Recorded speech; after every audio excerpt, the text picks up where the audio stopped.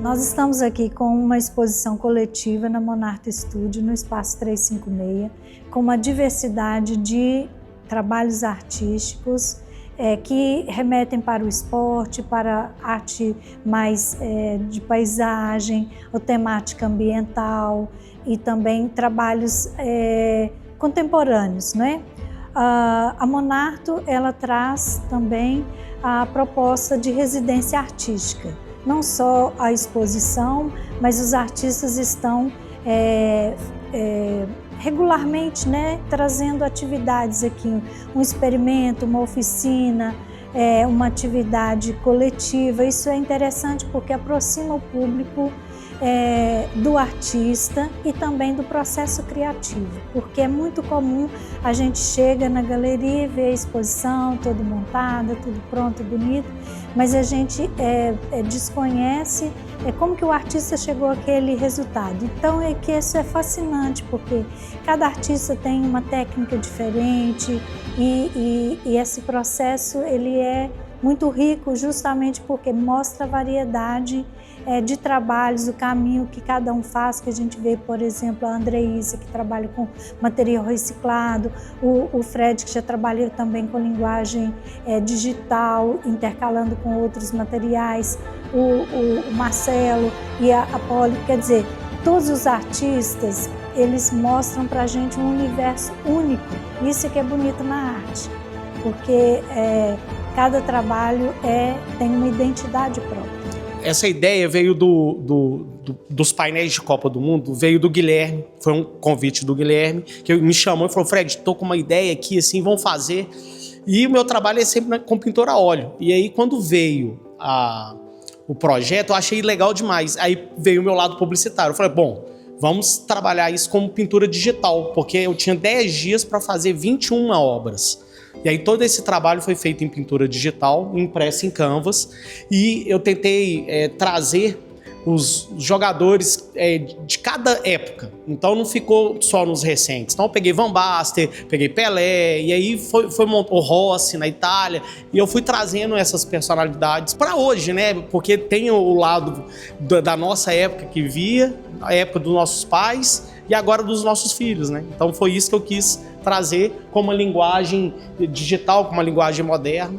Então essa foi a pegada. Bom, é o seguinte, eu venho fazendo um trabalho sempre relacionado a esporte, tá? Então minhas obras hoje, eles têm sempre movimento, eu gosto de trabalhar espátula e o esporte é isso. O esporte é movimento, o esporte marca o momento, então eu gosto muito desse lado. Para mim é o que me movimenta, sabe? Assim, que me preenche. Então, o lado das raquetes foi até um trabalho junto com um amigo meu, com o Eduardo, que ele falou, porra, velho, essa textura que você faz com as espátulas, imagina fazer uma quadra de tênis. Foi uma conversa assim. E aí a gente olhei e tal, falei, pô, legal. E aí a gente transformou isso num produto. Então, todo tenista, quando vai numa loja de tênis, sabe das raqueteiras, vê um produto similar com as marcas próprias para guardar raquete. O que eu falei? O que eu pensei? Pô, vou trazer para a obra de arte de um quadro, aquele tenista que gosta de contar a história dentro de quadro e fora de quadra, o ator principal é a raquete. Então, o que eu quis trabalhar o produto? Quis trabalhar a textura da pintura a óleo com uma obra de arte, mas o ator principal é a raquete do tênis, do jogador. E virou um produto super legal. Bom, os quadros do Atlético que você está conhecendo, 2 deles, por exemplo, eu fiz em collab junto com o Reinaldo. Foi um trabalho a pedido do Instituto Galo, são quadros que são do Instituto Galo, e outros quadros que, como licenciado, eu trabalho eles comercialmente. Então eu tenho a Arena, eu tenho o outro que é o do Galo, que é um conjunto de galos de briga, que eu comecei a fazer e tá super legal, o pessoal gosta muito. E os produtos licenciados do Galo, você consegue encontrar na Sport Arts, que é um site, uma plataforma que eu comercializo esses fine arts, e também nas lojas do Galo. Então são produtos licenciados que é para todo mundo.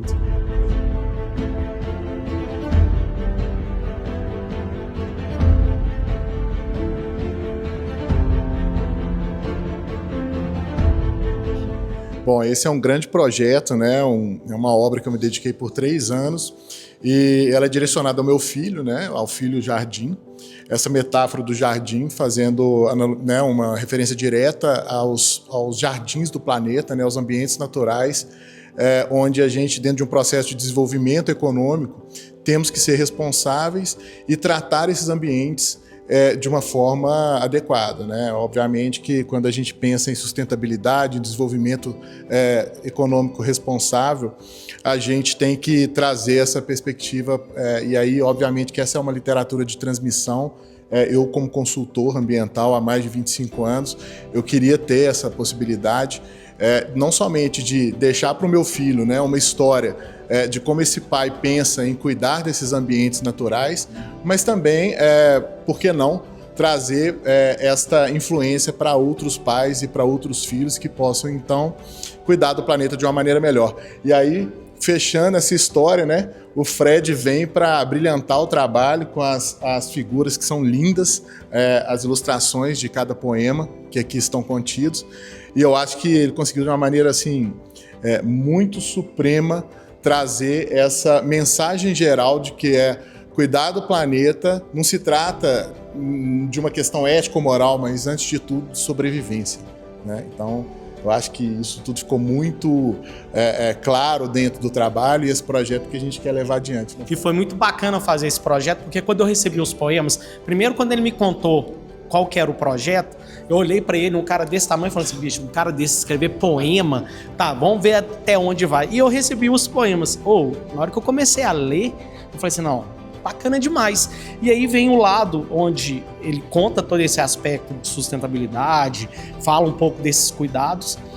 E na hora que você começa a ler o poema, vai para a memória afetiva, das coisas que você passou por situações, porque ele representa todos os ambientes de uma casa, que é onde a gente mora, mas ele conta a história do mundo. E é a forma de cuidar daquilo que é seu, onde você vive. Então foi uma experiência muito legal. As obras ficaram bem bacanas e é o que eu falo, não é foto-legenda, porque para cada um vai ter um sentimento ali, vai ter uma lembrança em cima do poema. E foi bacana. E foi um projeto que a gente construiu a 6 mãos, que bem legal. Desafiador, então, vou dizer assim? Com certeza, porque a construção filosófica, né, do livro, ela traz justamente essa analogia de uma casa que vai sendo construída. Então ela começa na fundação e aí vão por todos, tem o portão, tem as paredes, tem o telhado, e aí cada uma dessas partes que vão sendo de uma maneira bem assim, lúdica, sendo trabalhadas no sentido do que a gente pode associar. E aí a gente está aqui no ambiente urbano com uma buzina, né, que nos traduz muito para esse cenário de como que a gente pode, então, trazer sustentabilidade para todos os ambientes, inclusive o urbano, mas sem esquecer de que o final é a gente chegar no jardim. O jardim ele tem que ser especial e é isso que a gente quer deixar de legado para os nossos filhos, para as próximas gerações.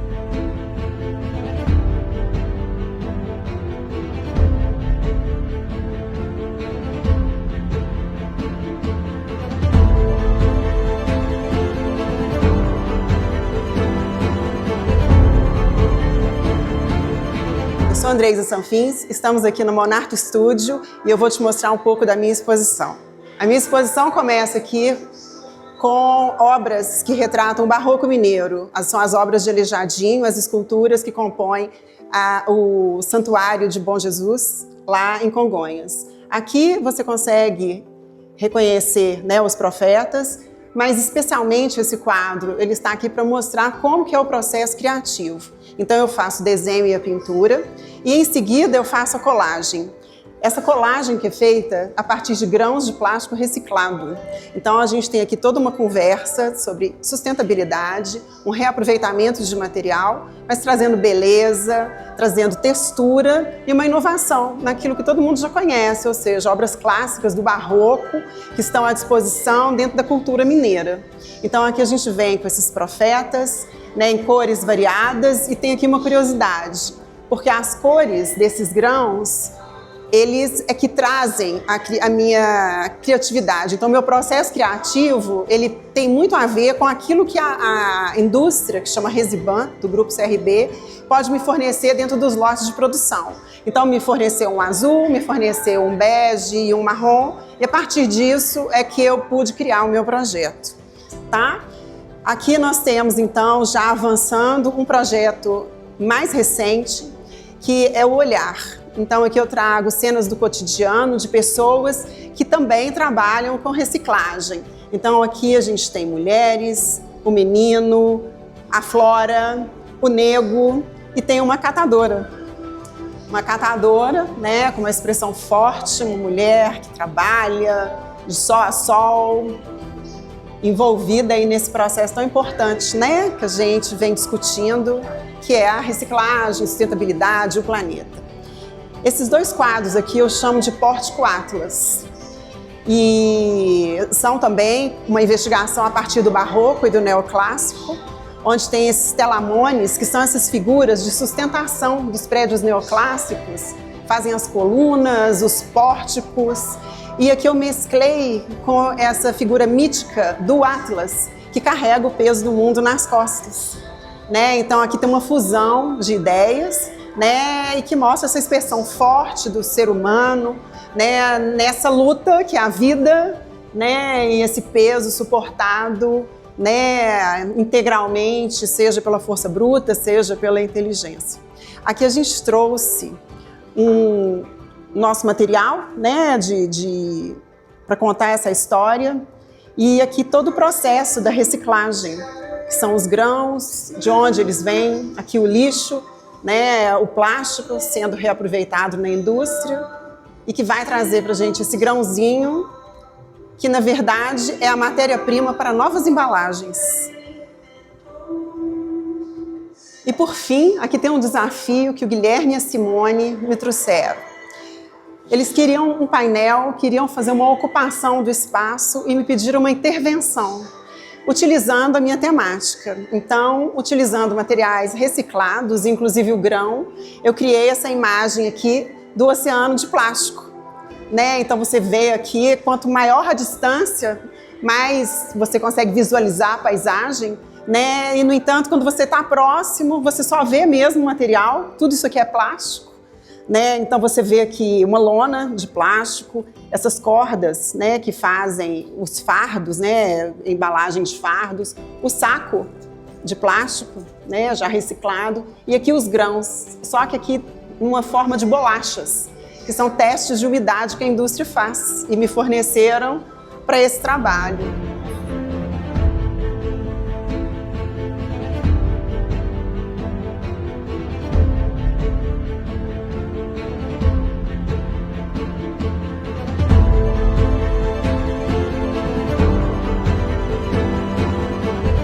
Eu conheci BH um pouco melhor ano passado, que eu fiz uma residência no Palácio das Mangabeiras, no Parque do Palácio, e eu fiquei morando aqui durante os 3, 4 meses. Eu estava produzindo as minhas telas aqui, no próprio palácio, dentro de uma das suítes, assim. Então foi uma experiência muito boa, muito diferente, assim, porque tinha uma energia de ateliê, mas também tinha uma energia de casa, e ao mesmo tempo estava dentro de um parque perto da Serra do Curral. Era uma imagem muito inspiradora de estar lidando sempre.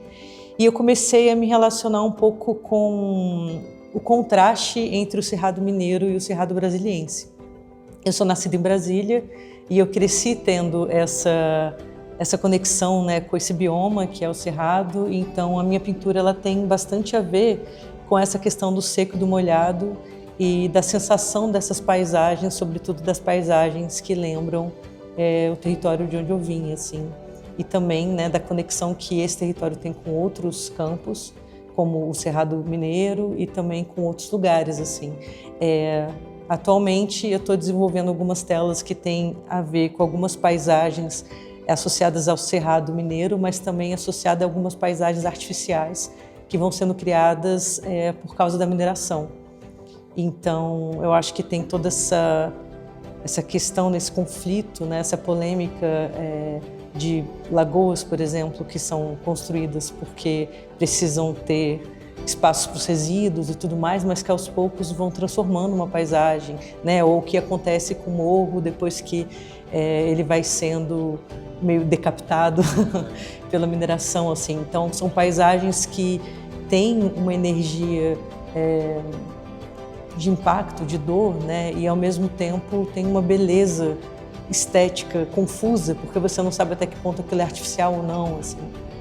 Então, eu estou nesse momento pesquisando um pouco, até porque eu tenho um certo fascínio, assim, por paisagens que são um pouco diferentes das paisagens que eu estou acostumada, né? Eu acho que eu venho de uma terra que não tem montanha, que é o Planalto Central, é tudo horizontal, e aí de repente eu estou em Minas Gerais, a gente sai daqui e tem uma ladeira que o carro não consegue subir, assim. Então eu tenho me deparado um pouco com esse fascínio, deixado ele adentrar um pouco as pinturas.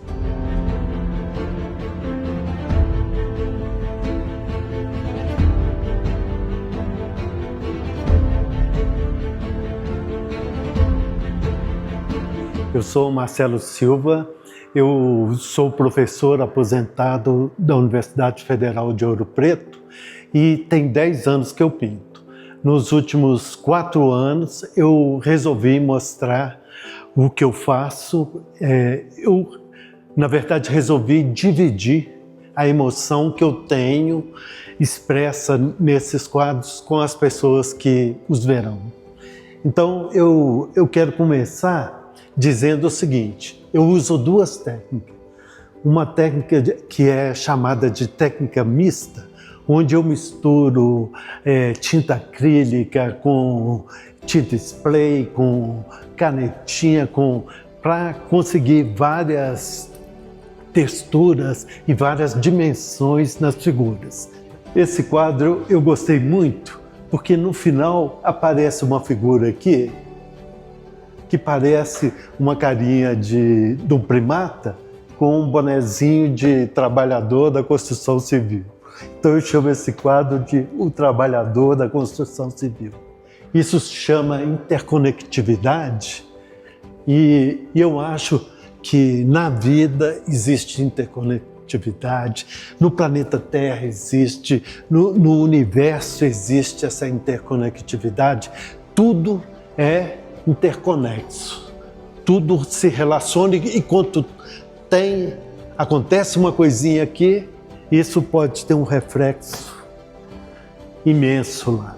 Esse quadro aqui chama Mudanças Climáticas. Eu quis representar vários locais do mundo e com várias características, né? Chuva, calor, desastre, escuridão, luz.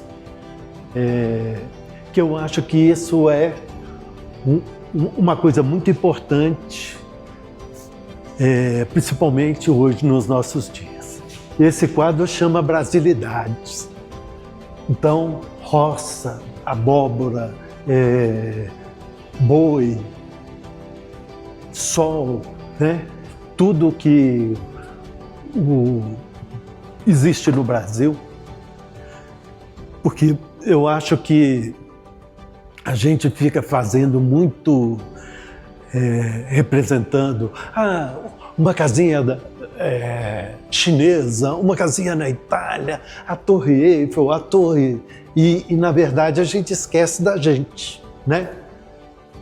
E aí eu quis dar esse enfoque. Queremos ver Brasil na arte.